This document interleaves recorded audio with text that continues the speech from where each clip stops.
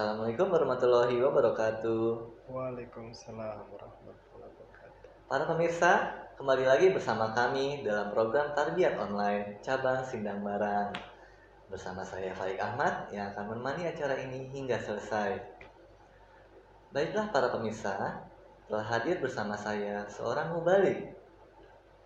Ialah Bapak Maulana Fatir Ahmad. Assalamualaikum Pak Fatir. Waalaikumsalam. Apa kabarnya Pak? Alhamdulillah baik. Bapak Maulana Fatir Ahmad. Beliau adalah seorang mubalik jemaat Cimayang. Baiklah Pak, sebelum mengupas topik ini Pak, nah saya ingin menyampaikan sedikit nih. Jadi belakangan ini banyak persepsi mengenai jihad Pak.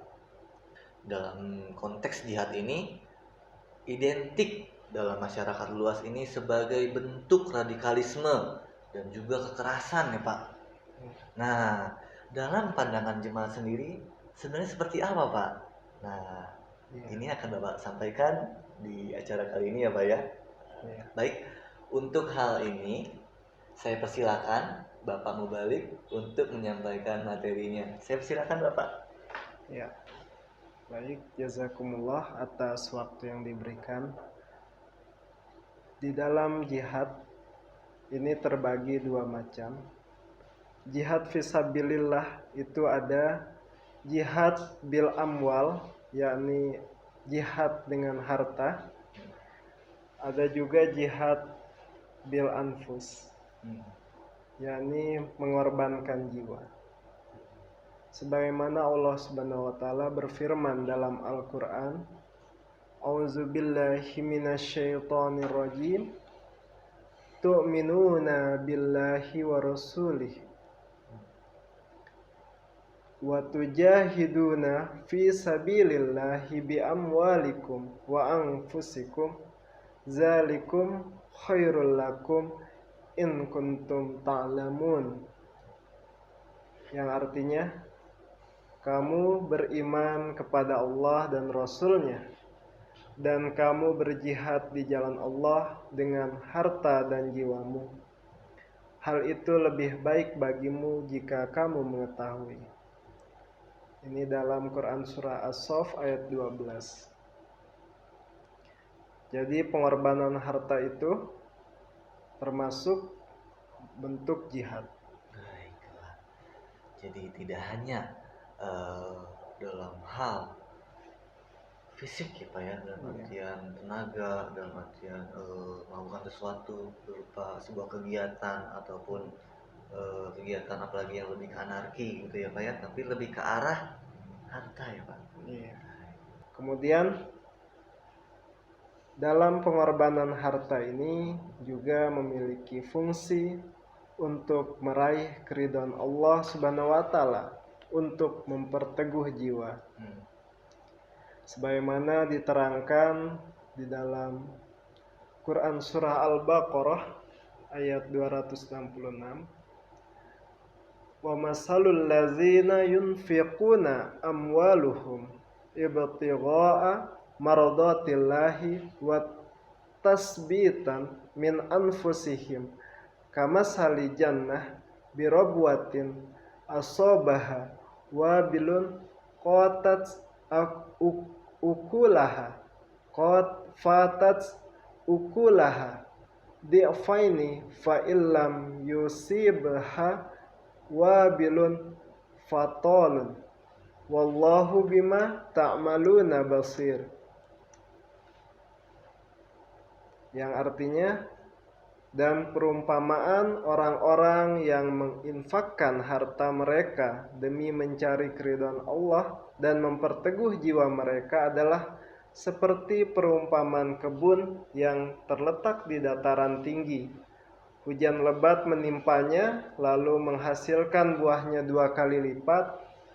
Tetapi jika hujan lebat tidak menimpanya, maka hujan gerimis pun memadai.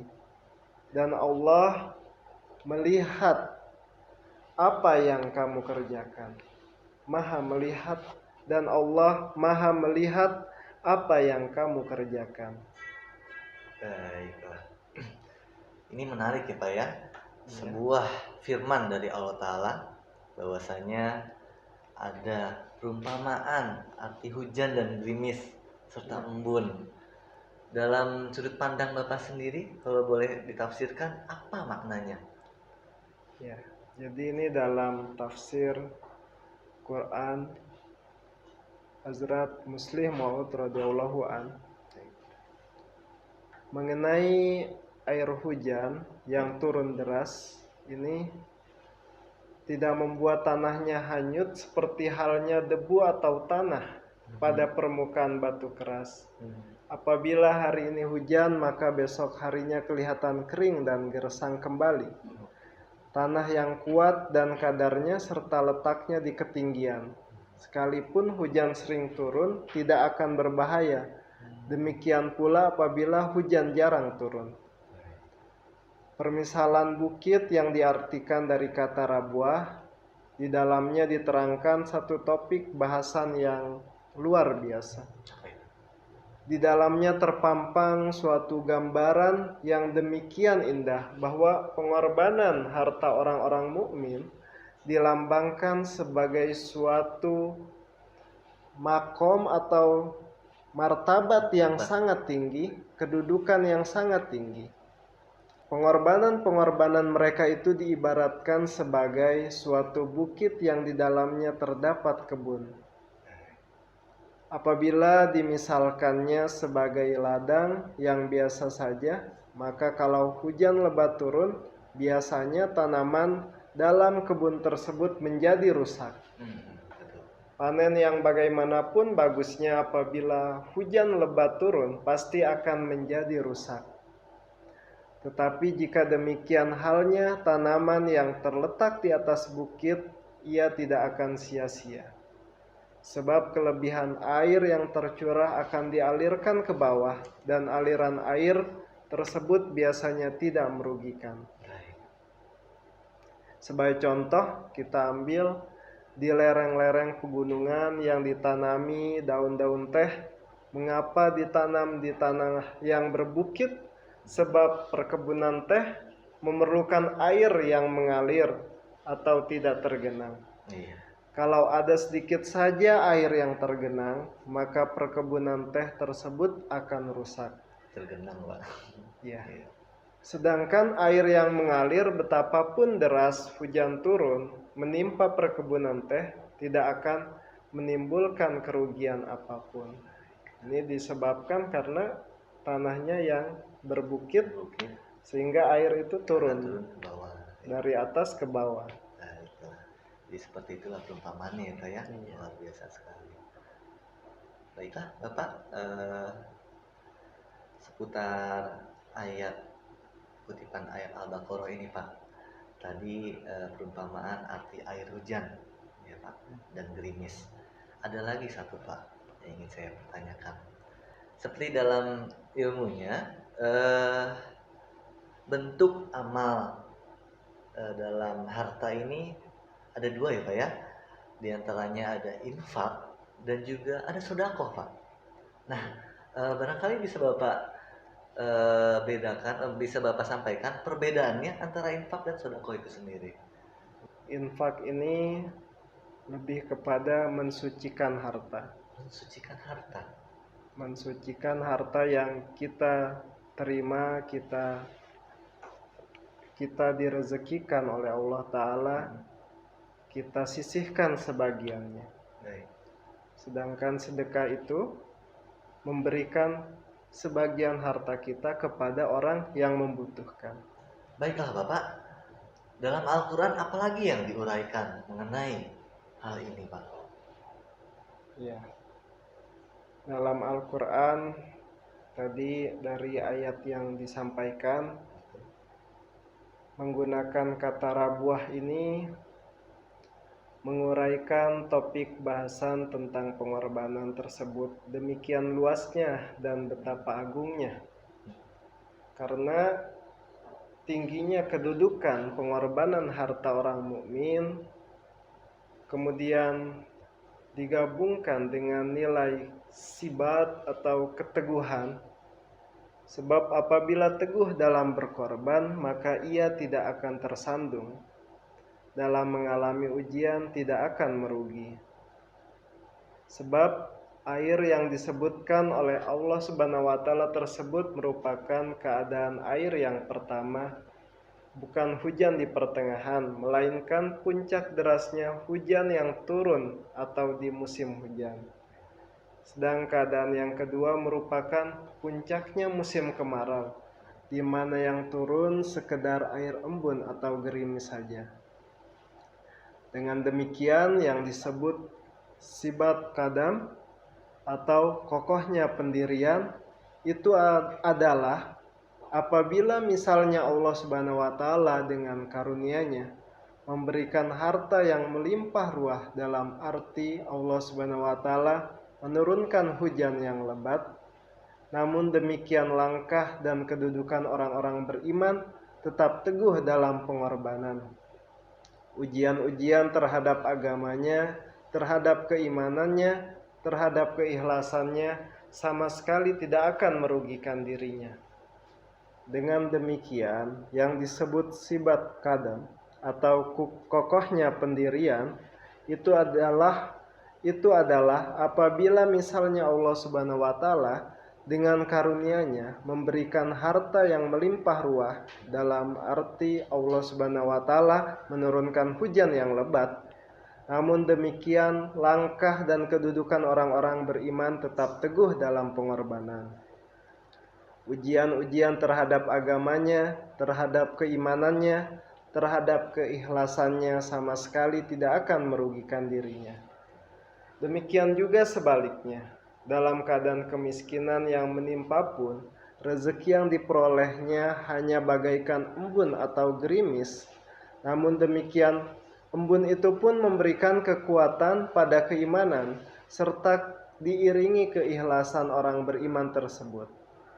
Kemiskinan tidak akan menggoyahkan keimanannya, dan tidak pula ujian harta yang berlimpah ruah akan merugikan dirinya. Dan dalam kedua keadaan tersebut, kebun apakah yang akan tumbuh? Itu adalah kebun membelanjakan harta demi untuk mencari keridhaan Allah Subhanahu wa taala. Sebagaimana difirmankan dalam Quran surah Al-Baqarah ayat 273, "Laisa 'alaika hudahum walakinnallaha yahdi may yasha wa ma tunfiqu min khairin fali anfusikum wa ma tunfiquna illa ibtigha'a wajhillah wa ma tunfiqu min khairin yuwaffa ilaikum wa antum tuzlamun." Yang artinya, bukanlah tanggung jawab engkau memberi petunjuk kepada mereka, tetapi Allah lah yang memberi petunjuk kepada siapa yang Dia kehendaki. Dan harta apapun yang kamu infakkan, maka manfaatnya adalah untuk dirimu. Dan tidaklah kamu menginfakkannya, melainkan untuk mencari keridhaan Allah. Dan harta apapun yang kamu infakkan, niscaya akan dikembalikan. Dan harta apapun yang kamu infakkan, niscaya akan dikembalikan kepadamu dengan penuh, dan kamu tidak akan dianiaya. Baik Bapak, luar biasa sekali Pak perumpamaannya mengenai gerimis, hujan, dan juga kebun nih Pak. Ada yang dilampirkan, yang tergambarkan oleh surah Al-Baqarah ini ya Pak. Jadi perumpamaannya adalah hujan dan gerimis ini adalah bentuk rezeki kita ya Pak ya. Iya. Dan juga kebun ini adalah bentuk pengorbanan kita setelah diberikan karunia-karunia dan rezeki-rezeki itu ya Pak ya. Baiklah. Demikianlah para pemirsa, itulah kesimpulan yang telah dipaparkan oleh Bapak Maulana Fatir. Nah, saya ada pertanyaan nih Pak. bagaimana kita menyikapi hujan ini atau rezeki ini ya Pak. Iya. Jika terlalu banyak kan tidak baik juga ya Pak. Iya. Nah, bagaimana cara kita mengalirkan hujan tadi agar kebun ini tidak tergenang sehingga tidak busuk gitu hasil dari kebun tersebut. Dan bagaimana juga cara kita menyikapi ketika kita sedang mendapat gerimis sedikit saja rezeki yang kita dapat sehingga kita bisa menjaga kebun ini agar tetap subur. Nah, mungkin Bapak bisa. Iya. Jadi pengorbanan harta ini Ya. tadi infak, sebagaimana disampaikan tujuannya adalah untuk mensucikan harta, Ya. membersihkan harta. Kita bisa ambil analogi yang paling sederhana. Ketika kita mendapat rezeki itu dalam bentuk satu buah mangga. Di dalam rezeki itu yang kita dapatkan, Allah Ta'ala meminta sebagian kecil dari apa yang kita direzekikan. Yang Allah Ta'ala rezekikan kepada kita, Allah Ta'ala minta sebagian kecil. Kalau kita mendapatkan satu buah mangga, tidak mungkin kita akan memakan seluruh buah mangga itu. Betul. Tidak mungkin kita makan kulit dan bijinya. Iya. Dan inilah umpama rezeki yang diminta oleh Allah Ta'ala untuk membersihkan apa yang kita terima.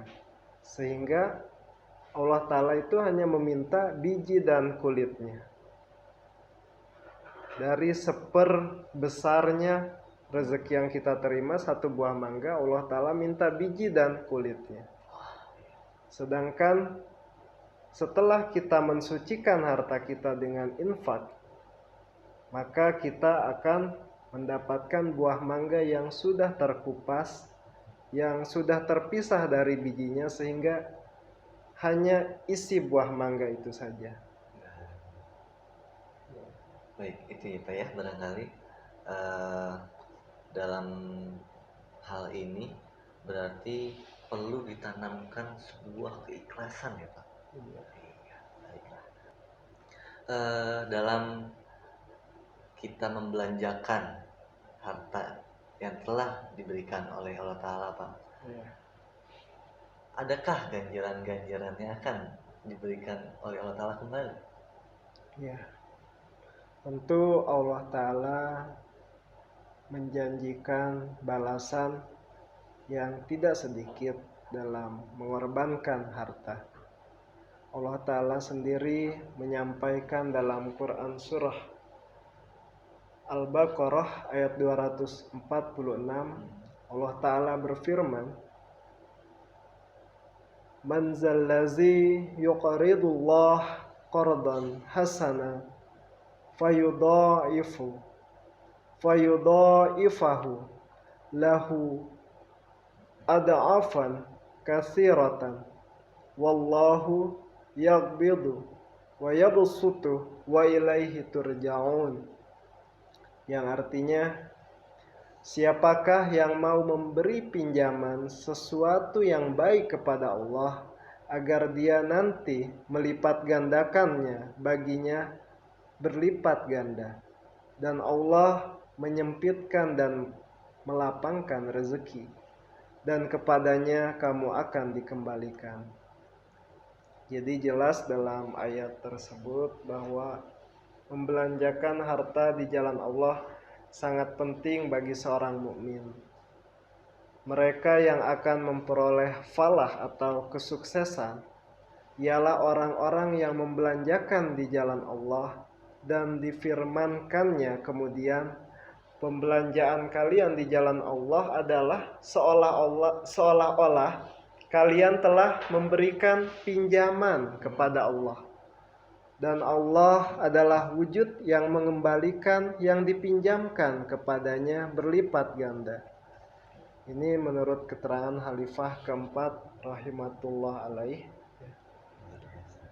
Baiklah Pak, berarti cukup jelas ya Pak, janji Allah Ta'ala kepada kita yang memberikan sebuah pinjaman kepada Allah Ta'ala. Terkait ini nih Pak, akan janjinya Allah Ta'ala yang sudah jelas ini Pak, masih banyak orang-orang di luar sana merasa sayang atau berat hatinya mengorbankan apa yang mereka miliki Pak. Kita semua mungkin ada sedikit rasa sifat ini ya Pak ya, mungkin memiliki sifat ini karena ini manusiawi ya Pak ya. Bagaimana Pak agar kita semua merasa lapang, merasa sukarela dan ikhlas dalam membelanjakan apa yang telah kita terima? Ya, memang itu sifat manusiawi ya. Kita memiliki kecintaan ya. Dilambangkan kecintaan itu adalah di dalam suatu mimpi. Misalnya kita bermimpi memberikan jantung hati kita kepada seseorang, itu di dalam tafsir mimpi artinya kita memberikan harta kita, karena harta ini adalah sesuatu yang paling dicintai. Dan kenapa ada perintah untuk mengorbankan harta? Karena tadi tujuan utama untuk mengorbankan harta ini adalah untuk membersihkan rezeki yang kita terima, membersihkan juga kehidupan di masyarakat. Sehingga dengan mengorbankan harta ini, kehidupan bermasyarakat, kepedulian antara sesama dapat tercipta. Jadi marilah kita menjadi sebuah bukit yang mana ketika hujan datang itu akan mengalirkan ke bawah dan akan menumbuhkan semua tanaman-tanaman dan kebun-kebun yang ada di bawahnya ya Pak ya. Berarti dengan kata lain kita dapat memberikan kebahagiaan kita melalui orang-orang yang ada di sekitar kita ya Pak. Iya. Baiklah para pemirsa sekalian, itulah topik kita yang telah disampaikan oleh Bapak Maulana Fathir Ahmad. Barangkali Pak, satu lagi, apa kesimpulan yang ingin Bapak sampaikan kepada para pemirsa? Jadi kesimpulannya, pentingnya menginfakkan harta kita di jalan Allah Ta'ala ini untuk menciptakan masyarakat yang saling bantu-membantu, bergotong royong, saling peduli satu sama lain. Terutama di saat yang sulit ini, di mana kita mengalami krisis ekonomi, sehingga banyak saudara kita yang tidak bisa bekerja dengan semestinya, maka perlu ada bantuan sosial, uluran tangan kita. Dengan terbiasanya kita menginfakkan di jalan Allah Ta'ala, tentu di dalam hati kita akan muncul rasa persaudaraan, rasa simpati, dan empati untuk mendukung saudara kita yang mengalami kendala dalam ekonomi di masa yang sulit ini. Baik, dan tidak lupa bahwasanya rezeki ini bagaikan air yang turun dari langit atau hujan, deras atau tidaknya itu bisa ditentukan oleh dalam hati kita. Betul ya Pak? Oke. Baiklah para pemirsa sekalian, demikianlah yang dapat kami sampaikan pada tayangan episode kali ini. Kami berdua mohon undur diri. Saya Faik Ahmad dan Bapak Maulana Fathir Ahmad ingin mengucapkan selamat menunaikan ibadah puasa. Assalamualaikum warahmatullahi wabarakatuh. Waalaikumsalam warahmatullahi wabarakatuh.